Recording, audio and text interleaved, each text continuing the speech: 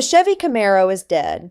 The Dodge Charger sold its soul to a battery, which means right now, in 2026, if you want a brand new American muscle car with a V8 and a manual, you got exactly one choice left, partner, the Ford Mustang. So let's talk about the 7 levels of the last muscle car standing, from the 4-cylinder your nephew thinks is cool, all the way up to a $325,000 monster that Jay Leno himself had to wait in line for. 60 years of history, 10 million cars sold, and one badge that means more than almost any other in America.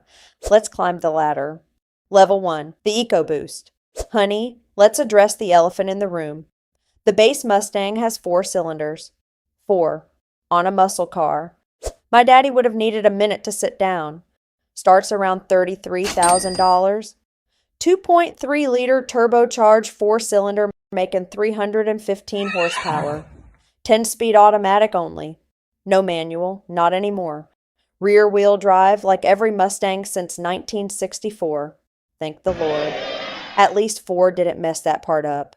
Now look, 315 horsepower ain't nothing to laugh at. This thing'll do 0 to 60 in around 5 seconds. It's quick, it's cheap. It's the most affordable way to put a pony on your driveway. But here's the thing. It sounds like a sewing machine having a bad day. You pull up to Cars and Coffee in an EcoBoost, and the V8 boys are going to look at you the way my daddy looked at folks who financed for 84 months. Who buys it? The 23-year-old who wants the look without the gas bill. The girl who thinks it's cute. The fella who tells everybody at the office he drives a Mustang and just kind of lets them assume it's a GT. Bless his heart. He's not lying. He's just letting your imagination do the work. Reality check. The EcoBoost is a fine sports car. It's just not a muscle car.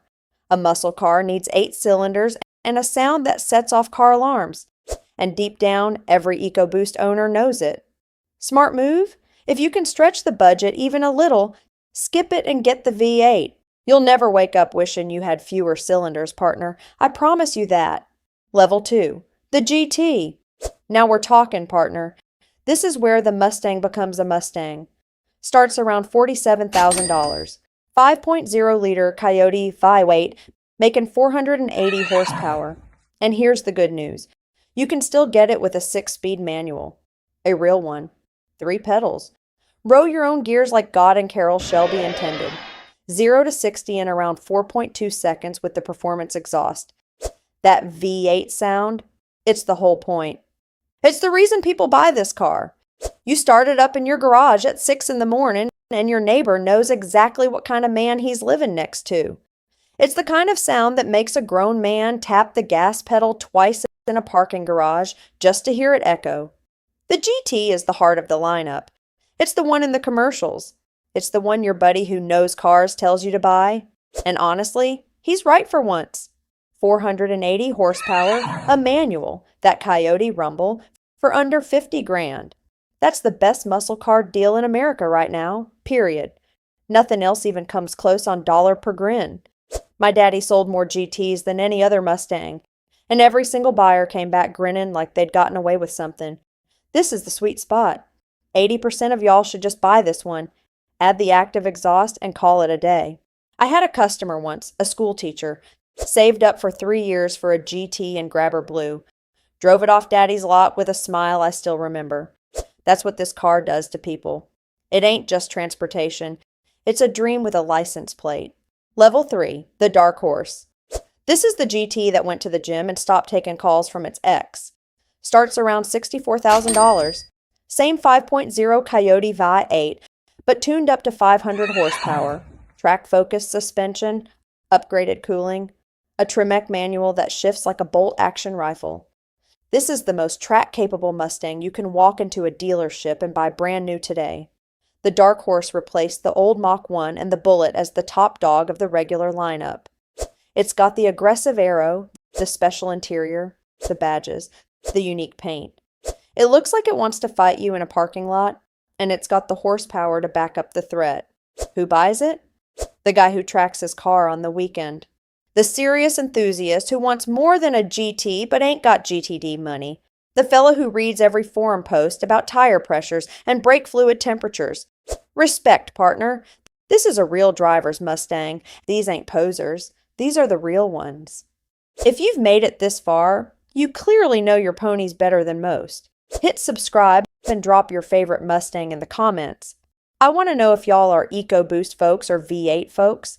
Now we leave the showroom and we go hunting for ghosts because the next 3 levels, they're all dead and buried. Level 4, the Mach 1 and the Bullitt. Now we're entering legend territory, honey. These 2 are gone, but Lord, did they matter? The Bullitt came out in 2019, a tribute to the 1968 Steve McQueen movie. Dark Highland green paint, a white cue ball shifter, 480 horsepower from the Coyote V8. No loud stripes, no flashy badges, just quiet menace. The kind of car that doesn't need to announce itself. My kind of Mustang, partner. Then the Mach 1 showed up in 2021 and replaced it.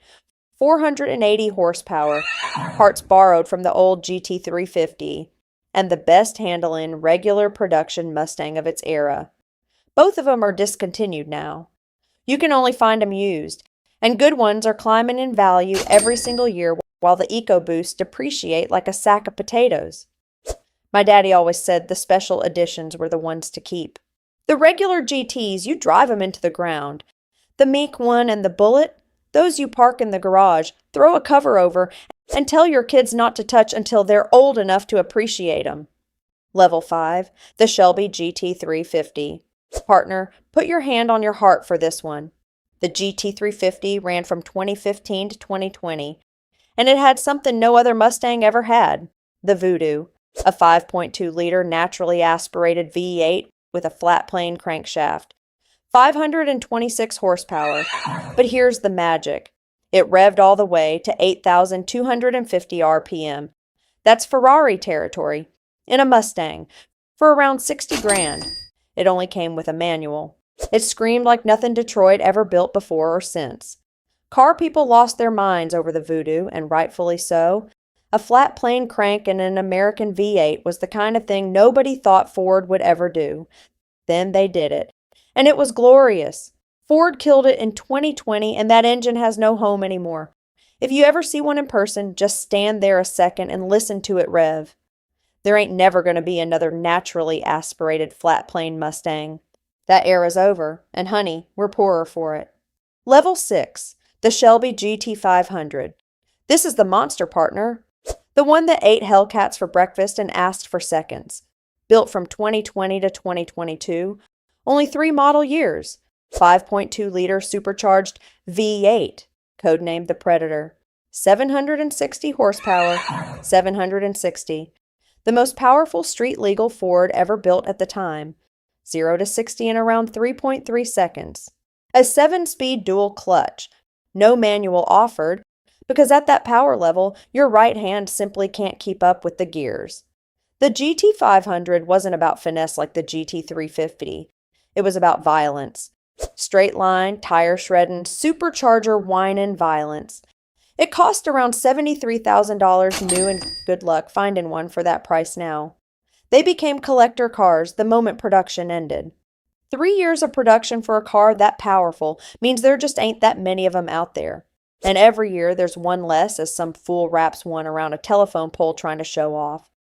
Ford built it for 2 years and walked away, because the next thing they had cooking in the back made even the 760 horsepower GT500 look downright reasonable. Level 7, the GTD. This ain't a muscle car anymore, honey. This is a race car with a license plate and a Texas-sized price tag. $325,000. Let me say that again real slow so it sinks in. $325,000 for a Mustang. 5.2-liter supercharged V8 making 815 horsepower. 0 to 60 in 3.3 seconds. Top speed over 200 miles an hour.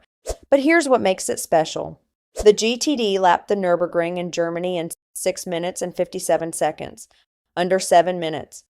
That puts a Mustang in the same conversation as Porsche and Ferrari supercars that cost twice as much money. Ford built a Mustang that runs with the best in the world, and they did it just to prove they could. You can't just buy one, partner. You gotta apply. You gotta be approved, like you're joining a country club. Ford only built a couple hundred of them. Jay Leno's got one. Race car drivers got them. Regular folks like you and me, we just watch the videos and dream. It's the most expensive Mustang ever made, and it's worth every absurd penny. Now, before y'all flood my comments, yes, I know, there's one more Mustang. And honey, we need to talk about it. The Ford Mustang Mach E. Ford took the most iconic muscle car name in American history and slapped it on a four-door electric SUV. An SUV with four doors and a frunk and no V8, no rumble, no soul, just a quiet little hum and a great big touchscreen. Starts around $38,000. It makes anywhere from 264 to 480 horsepower depending on trim. And I'll be fair, it's actually a decent electric crossover. It's quick. It handles fine. The GT version does 0 to 60 in 3.8 seconds, which is genuinely fast. But it ain't a Mustang, partner. It's a grocery getter wearing a pony costume. When Ford announced this thing, the Mustang faithful damn near rioted. Calling it a Mustang is like calling a turkey burger a brisket. Sure, technically it's food, but don't you dare serve it to me at a Texas barbecue and call it the real thing, or you and me are going to have words. My daddy would have taken one look at that pony badge on an electric SUV and said, "Honey, somebody at Ford lost a bet." So there it is, partner. The 7 levels of the last muscle car standing. The EcoBoost for the nephew who wants the look. The GT for the man who wants the real thing. And honestly, the smartest buy on the whole list. The dark horse for the weekend warrior. And the dead legends, the Mach 1, the GT350, the GT500 that we'll never see the likes of again. Plus a $325,000 GTD that runs with the supercars. And one electric SUV that we just don't talk about. If you made it to the end, you're a real one. Drop a comment and tell me, is the Mach-E a real Mustang or did Ford lose a bet? I read every single one. Hit that subscribe button. New videos every Monday and Thursday. This is Big Brenda. See y'all next time.